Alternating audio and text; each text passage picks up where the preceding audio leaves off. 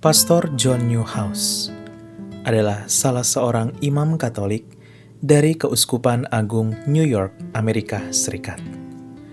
Lahir pada tahun 1936, ia dibesarkan dalam keluarga Protestan aliran Lutheran.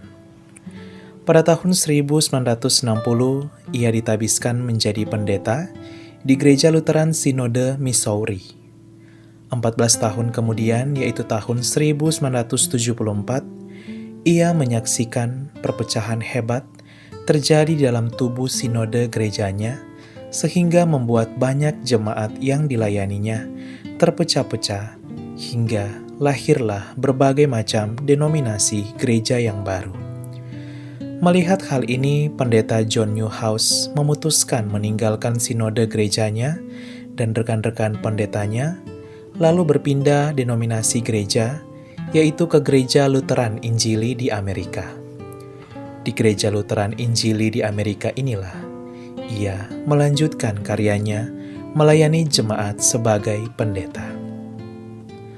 Suatu hari Pendeta John Newhouse melakukan refleksi iman atas berbagai peristiwa, baik suka dan duka yang telah terjadi khususnya dalam pelayanannya. Dalam salah satu refleksinya ini, ia tersadar bahwa Kristus itu hanyalah satu. Ia mengatakan, seharusnya para pengikut Kristus juga bersatu di dalamnya, dalam satu gereja, dan tidak terpecah-pecah, di mana Kristus sebagai kepala gereja yang satu. Gereja Yesus Kristus yang satu ini hanya ia temukan dalam Gereja Katolik. Ia juga mengatakan bahwa hanya Gereja Katoliklah yang mengklaim sebagai gereja yang didirikan langsung oleh Tuhan Yesus, bukan oleh manusia. Dua ayat diantaranya yang menjadi refleksi imannya ialah: pertama, engkau adalah Petrus, dan di atas batu karang ini aku akan mendirikan gerejaku, dan alam maut tidak akan menguasainya. Matius bab 16 ayat 18. Pendeta John Newhouse melihat bahwa pesan Tuhan Yesus ini hanya ia temukan dalam Gereja Katolik, di mana Rasul Petrus adalah pemimpin Gereja Katolik pertama. Makamnya berada di Vatikan, dan kini diteruskan oleh Paus Fransiskus, pemimpin Gereja Katolik ke-266 asal Argentina, sebagai wakil Kristus di dunia. Garis suksesi apostolik kepemimpinan yang tak terputus sejak zaman para rasul. Pendeta John Newhouse juga mengatakan, menjadi seorang Katolik berarti bersekutu dalam persatuan penuh dengan Paus di Roma, yang adalah suksesi langsung dari para rasul dan Tuhan Yesus Kristus, seperti yang dikatakan dalam Matius bab 16 ayat 18. Ayat kedua, supaya mereka menjadi satu, sama seperti engkau ya Bapa di dalam aku, dan aku di dalam engkau, agar mereka juga di dalam kita, supaya dunia percaya bahwa engkaulah yang telah mengutus aku. Yohanes bab 17 ayat 21. Ayat ini juga membuat Pendeta John Newhouse tersentuh. Ia kagum akan persatuan kuat dari Gereja Katolik, di mana tak hanya mencakup satu suku dan bangsa, tetapi tersebar di seluruh dunia. Sekalipun tersebar di seluruh dunia, namun umat Katolik tidak terpecah-pecah, melainkan satu dengan Kristus sebagai kepala gerejanya, di mana para paus menjadi wakil Kristus di dunia dari masa ke masa.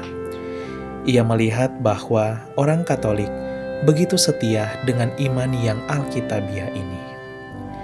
Pendeta John Newhouse juga membaca kisah hidup Santo Agustinus, salah satu orang kudus dalam Gereja Katolik. Salah satu tulisan dari Santo Agustinus yang menyentuhnya ialah Santo Agustinus yang pernah berkata, ajaran gereja itu dihidupi ke depan, bukan direkonstruksi ke belakang. Inilah yang menjadi titik balik Pendeta John Newhouse terpanggil menjadi Katolik, di mana semuanya ini ia temukan dalam Gereja Katolik. Pada tahun 1990, tepatnya di hari pesta kelahiran Santa Perawan Maria tanggal 8 September, Pendeta John Newhouse resmi melepas gelar pendetanya dan akhirnya sah menjadi Katolik melalui prosesi penerimaan setelah mengikuti katekumen atau pelajaran agama Katolik. Tak hanya telah menjadi umat Katolik, beberapa tahun kemudian ia yang belum menikah terpanggil menjadi imam Katolik hingga ditabiskan oleh Kardinal John O'Connor. Ia pun akhirnya menjadi salah satu imam di Keuskupan Agung New York dan melayani umat Katolik di sana. Ia aktif terlibat dalam mengembangkan UTN, salah satu TV religi Katolik Amerika Serikat yang terkenal di dunia, dan pernah juga menjadi komentator. Pastor John Newhouse terkenal juga sebagai seorang editor jurnal dan penulis yang jenius. Sudah banyak buku yang telah ia tulis dan ciptakan. Ia menjadi salah satu pembicara terkenal di negeri Paman Sam yang sering dicari orang, baik dalam hal tentang gereja, karir, maupun pemerintahan, serta pernah menjadi salah satu penasehat bagi Presiden Amerika Serikat kala itu George W. Bush. Pada tahun 2009, ia dipanggil Bapa dalam usianya yang ke-73 tahun untuk masuk dalam kehidupan abadi di surga.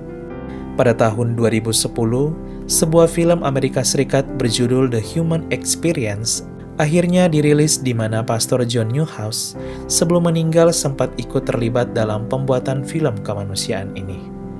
Sahabat Katoliku keren, semoga kisah perjalanan iman yang luar biasa dari Pastor John Newhouse ini meneguhkan iman kita. Tetaplah setia dengan iman Katolik sampai akhir apapun yang terjadi. Karena Katoliku keren, salve!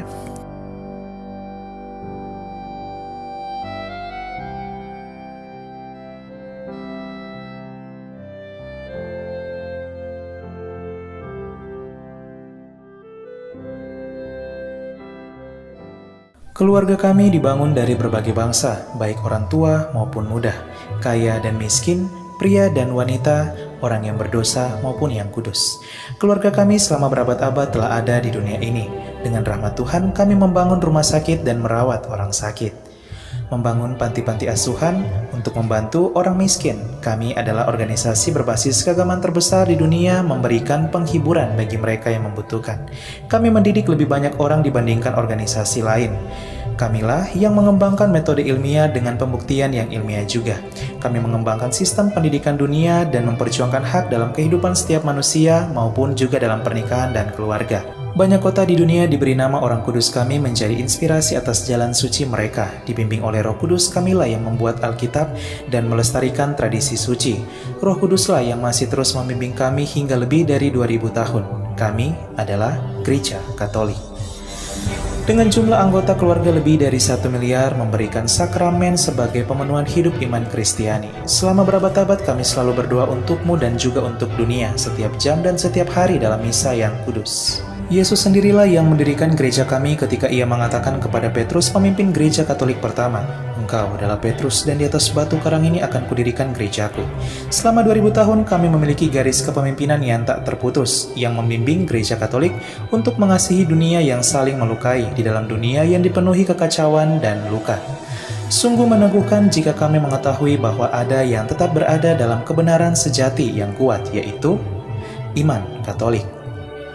Cinta kasih yang kekal dari Tuhan dianugerahkan kepada seluruh ciptaannya. Jika Anda jauh dari gereja Katolik, kami mengajak Anda untuk mengunjungi gereja Katolik hari ini karena kami selalu terbuka. Kami adalah keluarga besar yang dipersatukan oleh Yesus Kristus yang adalah Tuhan dan Juru Selamat kami. Kami adalah gereja Katolik, selamat datang kembali ke rumah yang sejati.